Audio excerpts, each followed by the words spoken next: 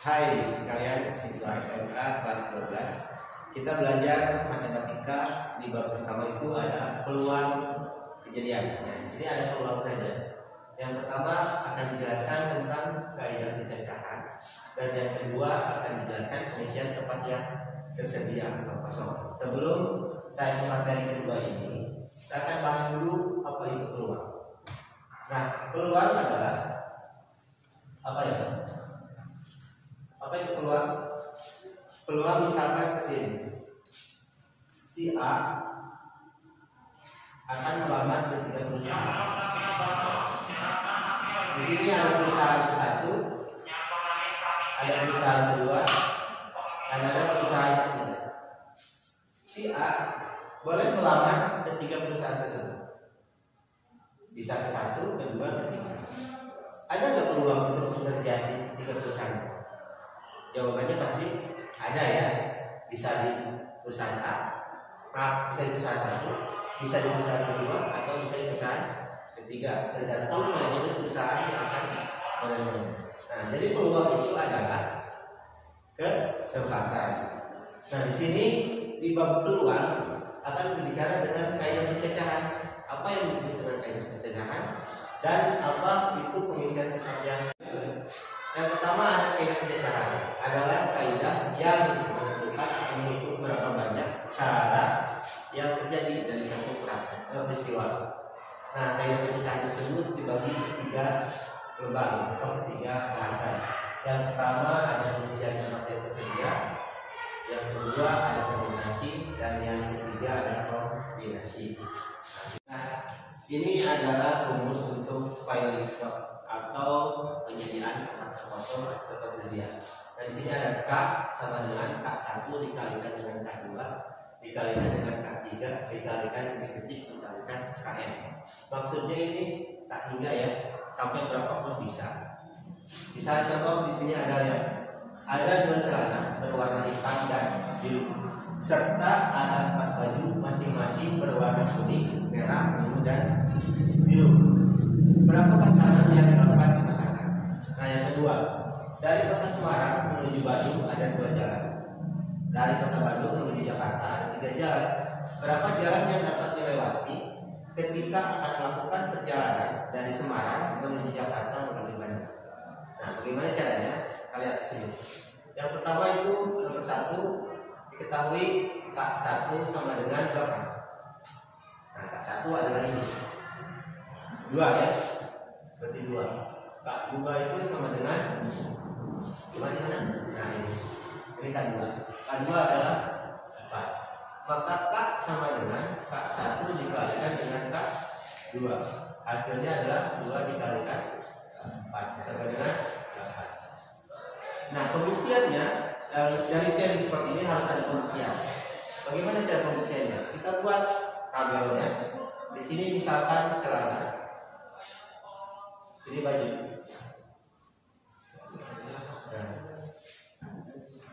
Nah, ini celana warna. Yang pertama adalah berwarna hitam. Ini biru. Sini baju, bajunya berwarna apa? Kita singkat saja. Yang pertama misalkan kuning, ada merah, ada ungu, dan ada biru. Nah, bagaimana cara memasangkannya? Misalkan celana hitam bisa digabungkan dengan baju warna apa ini? Kuning. Bisa nggak kira-kira? Bisa ya? Asal jangan celana dengan celana, itu baru tidak dipasangkan atau tidak bisa dipasangkan. Kalau celana dengan baju warnanya apapun bisa dipasangkan. Nah, misalkan di sini ada hitam dengan kuning. Yang kedua ada hitam dengan merah. Ada hitam dengan ungu.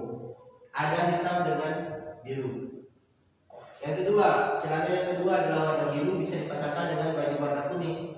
Berarti biru dengan kuning, biru dengan merah, biru dengan ungu, dan yang terakhir adalah biru dengan biru. Bisa nggak kira-kira baju biru, celana biru dipasangkan? Bisa ya, asal celana dengan celana.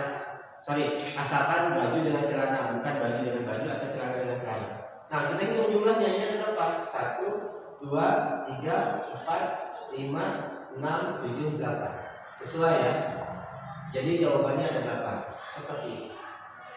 Untuk cara yang kedua masih dengan soal nomor 1. Cara yang kedua itu cara dengan tanda panah. Misalkan di sini ada celana. Yang pertama celana berwarna hitam. Di sini celana berwarna biru. Kita gabungkan dengan warna. Nah, yang pertama itu ada warna apa? Misalkan bajunya berwarna kuning. Yang kedua warna bajunya adalah warna merah. Yang ketiga warna bajunya adalah warna ungu. Dan yang keempat warna bajunya adalah warna biru. Nah, untuk celana biru kita gabungkan juga yang pertama dengan kuning, yang kedua dengan merah,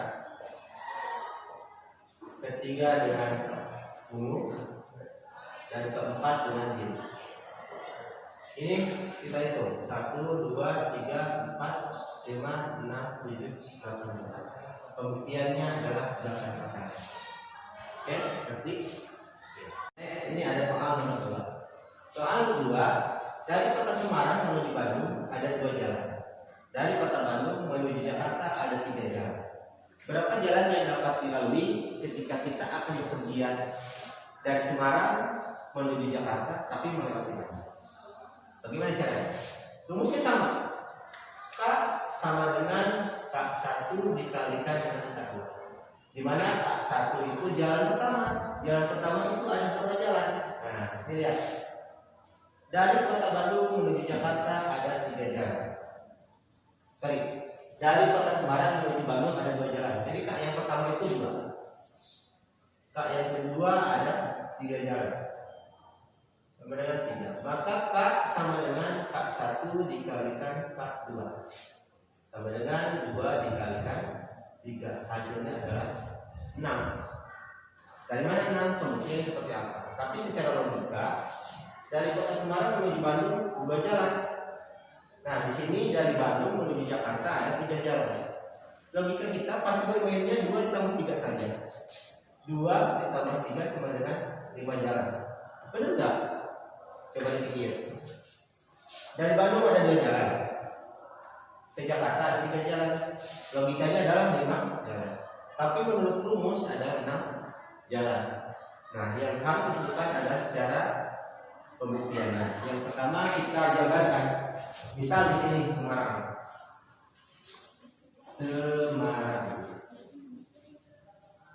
Ini Semarang. Ini Bandung. Dan ini Jakarta. Kalau tidak dijabarkan, maka logikanya tidak akan bermain. Pasti jawabannya 5 kalau bicara logika. Yang pertama, Semarang ke Bandung ada 2 jalan. Misalkan,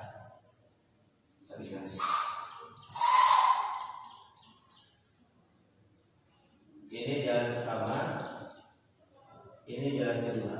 Misalkan Semarang menuju Bandung itu melalui jalur selatan. Jalur selatan itu bisa lewat Tasik, Ciamis, Garut sampai ke Bandung. Yang kedua, Semarang melalui Bandung lewat jalur utara. Jalur utara itu ada Cirebon, Majalengka dan sebagainya. Yang kedua, dari Bandung menuju Jakarta. Jalur pertama, jalur kedua, jalur ketiga. Misalkan yang pertama itu kita lewat Cianjur, ada nggak? Bandung melalui Jakarta ada yang lewat Cianjur. Yang kedua misalkan melalui Cipularang. Benar ya ini Cipularang. Dan yang ketiga alternatif Bandung Jakarta itu melalui Purwakarta. Nah, logika kita bermain pasti ada 5 jalan yang dilalui. Semarang menuju Jakarta melalui Bandung.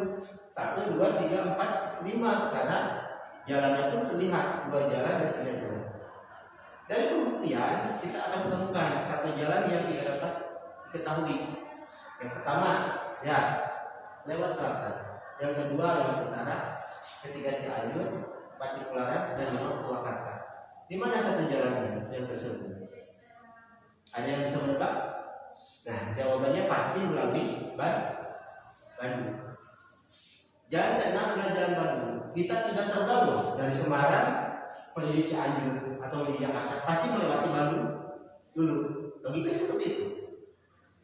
Dari Semarang menuju utara, tidak langsung ke Jakarta, pasti melalui Bandung dulu. Kita lewat Jalan Bandungnya dulu. Nah, makanya dari rumus itu ada 1 dikalikan 2 sama dengan 6. Perhitungannya harus 6, tidak 5.